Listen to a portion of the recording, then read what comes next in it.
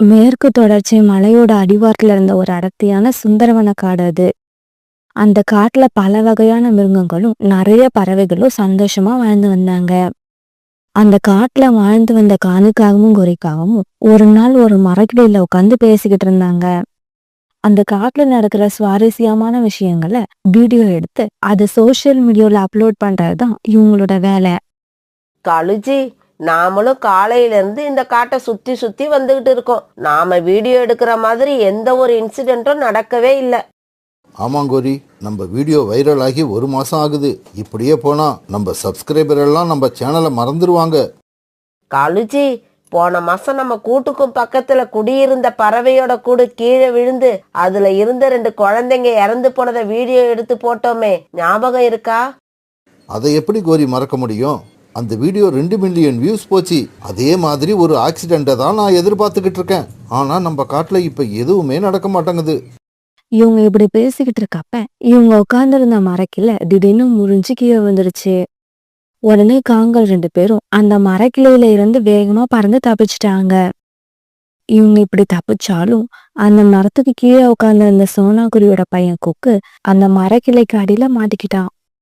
காப்பாத்துங்க, என்ன காப்பாத்துங்க, எனக்கு ரொம்ப வலிக்குது, என்னை யாராவது காப்பாத்துங்க.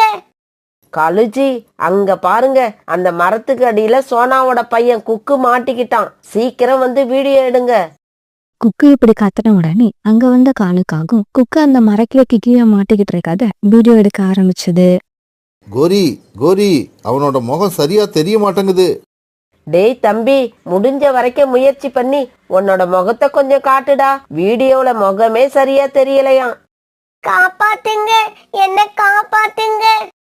ஆனா காலுக்காகவும் கோரிக்காகவும் குக்கு கத்துறத காதுல வாங்காம வீடியோ எடுக்கிறதுல ரொம்பவும் கவனமா இருந்தாங்க. பிறகு அந்த வழியா போன நிறைய பறவைகள் அங்க நடக்கிறத பார்த்துட்டு அந்த இடத்துக்கு வந்தாங்க.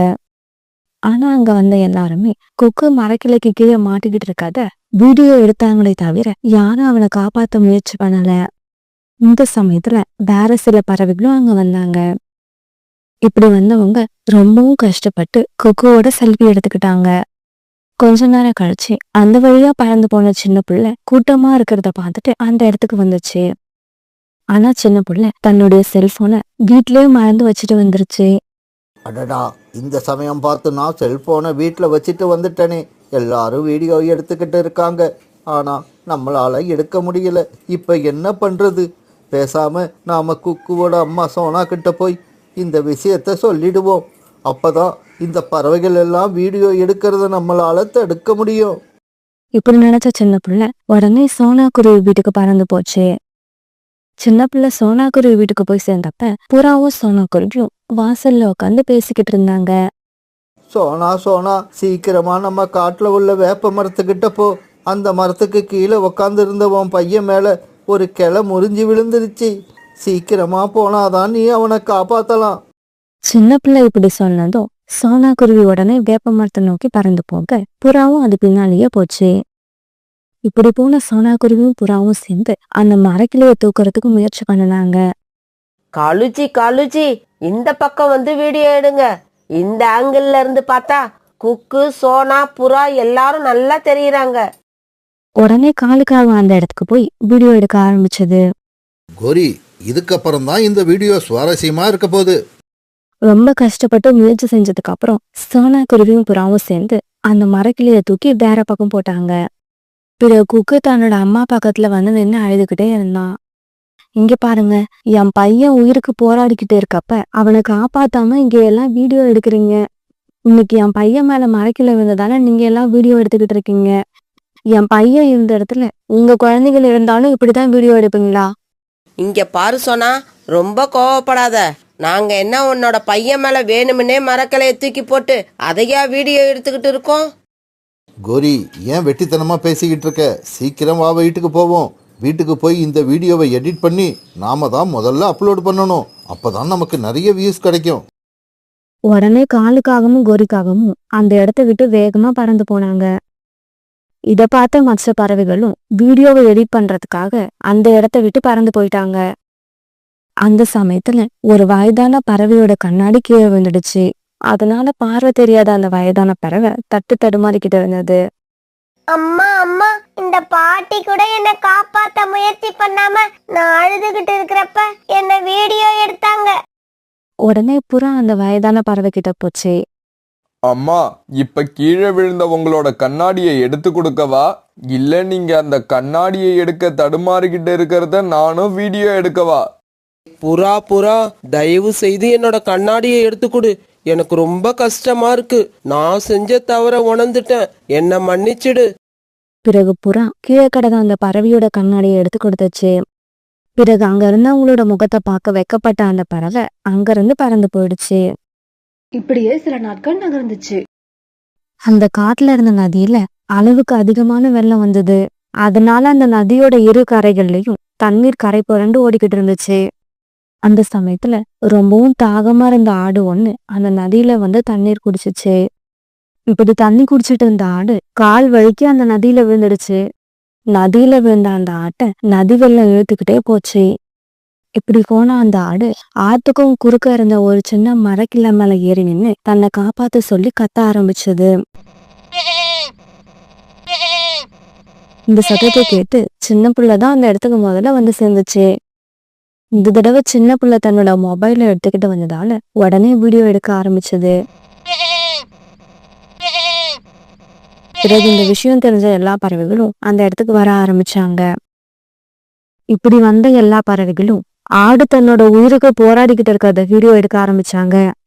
காலுஜி, போன வீடியோவை விட இந்த வீடியோ நல்ல இன்ட்ரெஸ்டிங்கா இருக்கும். ஏன்னா இந்த ஆடு உயிர் தப்புமா இல்ல ஆத்தோட போகுமான்றது நமக்கே சஸ்பென்ஸா இருக்கிறப்ப இத பாக்குற ஆடியன்ஸுக்கு எப்படி இருக்கும்? இவ்வளவு பேர் தன்னை சுத்தி இருக்கும்போது யாராவது நம்மளை காப்பாத்த மாட்டாங்களான்னு நினைச்ச ஆடு அழுதுகிட்டே இருந்தது. கொஞ்ச நேரத்துல அந்த நதியோட வெள்ளம் ரொம்ப அதிகமானதால அந்த மரக்கில கொஞ்சம் கொஞ்சமா நகர ஆரம்பிச்சது. இதனால தடுமாறின அந்த ஆடு நதியில விழுந்து நதியோட போக ஆரம்பிச்சது. கொஞ்ச நேரத்துல நதி தண்ணீர்ல மூழ்கி அந்த ஆடு தன்னோட உயிரை விட்டுடுச்சு. ஆனா அங்க இருந்து வீடியோ எடுத்துக்கிட்டு இருந்த எல்லா பறவைகளும் அவங்க எடுத்த வீடியோக்களை பத்தி ரொம்பவும் சுவாரஸ்யமா பேசிக்கிட்டு இருந்தாங்க. கிளைமாக்ஸ் இப்படி ஆகும்னு நான் நினைக்கவே இல்லை. ஆமா, நான் கூட யாராவது வந்து காப்பாத்திடுவாங்கன்னு நினைச்சேன். நல்ல வேளை யாரும் வரல. இந்த சமயத்துல உங்களுக்கு பிடிச்சிருந்தா லைக் பண்ணுங்க, ஷேர் பண்ணுங்க, அப்படியே சப்ஸ்கிரைபும் பண்ணிடுங்க. ஆடு ஒண்ணு நதியில உயிருக்கு போராடிட்டு இருக்கத பத்தி கேள்விப்பட்ட சோனா குருவியும் புறாவும் அந்த இடத்துக்கு வேகமா பறந்து வந்தாங்க. ஆனா அவங்க அங்க வந்தப்ப காலுக்காகவும் கோரிக்காக மட்டும்தான் அங்க இருந்தாங்க. காலண்ணா, இந்த நதியில ஒரு ஆடு உயிருக்கு போராடிக்கிட்டு இருக்கதா கேள்விப்பட்டேன். அந்த ஆடு இப்ப எங்க? சோனா, அந்த ஆடு தண்ணிக்குள்ள மூழ்கி போய் 1/4 மணி நேரம் ஆகுது. நீங்க 2 பேரும் டூ லேட். சோனா, வேணும்னா அந்த ஆடு ஆத்துல முழுகிற வீடியோ இருக்கு, போட்டு காமிக்கிறேன், பாக்குறியா? காங்கல் இப்படி பேசினதை கேட்ட புறாவுக்கு ரொம்பவும் கோபம் வந்துருச்சு. காகங்களே, உங்களுக்கு ஒரு விஷயம் தெரியுமா?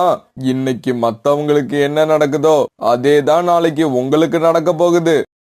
இருந்தாலும் அந்த காட்டுல இருந்த பறவைகள் யாரும் தங்களுடைய மனசை மாத்திக்கவே இல்லை. பழையபடி ஆபத்துல இருக்க பறவைகளை வீடியோ எடுத்து போட்டு அதனால வர மில்லியன் கணக்கான வியூஸை பார்த்து சந்தோஷப்பட்டாங்க. ஒரு நாள் காலுக்காகவும் கோரிக்காகவும் தங்களோட வீட்டு வாசல்ல உட்காந்து பேசிக்கிட்டு இருந்தாங்க. இந்த சமயத்துல பக்கத்து காட்டுல இருந்து ஒரு பறவை வந்துச்சு. இங்க பாருங்க, காலுக்காகவும் கோரிக்காகங்கிறது நீங்க தானே? ஆமா, நாங்க தான். உங்களுக்கு என்ன வேணும்? நான் வர்ற வழியில ஒரு நதியில சின்ன பறவை ஒண்ணு தவறி விழுந்து ரொம்ப நேரம் போராடிக்கிட்டு இருந்துச்சு. அப்புறம் அது அந்த தண்ணீர்ல முழுகி அப்படியே இறந்து போயிடுச்சு. அதை நான் அப்படியே வீடியோ எடுத்து இருக்கேன். இப்படி எடுத்த வீடியோக்களை நீங்க நல்ல விலைக்கு வாங்கிப்பீங்கன்னு கேள்விப்பட்டேன். அதனாலதான் உங்ககிட்ட வந்தேன். வீடியோ நல்லா இருந்தால் நாங்கள் விலை கொடுத்து வாங்கிக்கிறது உண்மைதான்.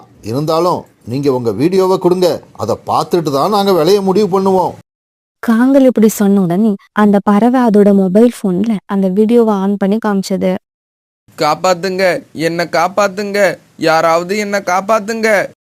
இப்படி கொஞ்ச நேரம் கத்திக்கிட்டே இருந்த ஜக்கு பிறகு அப்படியே நதியில மூழ்கி செத்து போயிட்டான். இத பார்த்த காங்கல் 2 பேரும் கண்ணீர் விட்டு அழ ஆரம்பிச்சாங்க. அடப்பாவிகளா, என்னோட மகன் உயிருக்கு போராடிக்கிட்டு இருக்கான். ஆனா அவனை காப்பாத்தாம இப்படி வீடியோ எடுத்திருக்கீங்களே, நீங்க எல்லாம் நல்லாவே இருக்க மாட்டீங்க, அழிஞ்சு போயிடுவீங்க. ஓஹோ, இந்த வீடியோவுல தண்ணீர்ல முழுகி இறந்து போனது உங்களோட பையனா? அதனாலதான் இவ்வளவு கோபம் வருது. அப்படின்னா நீங்க இந்த வீடியோவுக்கு நல்ல விலை கொடுக்க மாட்டீங்க. நான் வேற யாரையாவது பார்த்து வித்துக்கிறேன். இப்படி சொன்ன அந்த பறவை தன்னோட மொபைலை வாங்கிட்டு அங்கிருந்து பறந்து போயிடுச்சு. கோரி, அடுத்தவங்க துன்பத்தை வீடியோ எடுத்து நாம இவ்வளவு நாள் பணம் சம்பாதிச்சோம். இப்ப நம்மளோட துன்பத்தை அடுத்தவங்க வீடியோ எடுக்கும்போது மனசுக்கு ரொம்ப கஷ்டமா இருக்கு.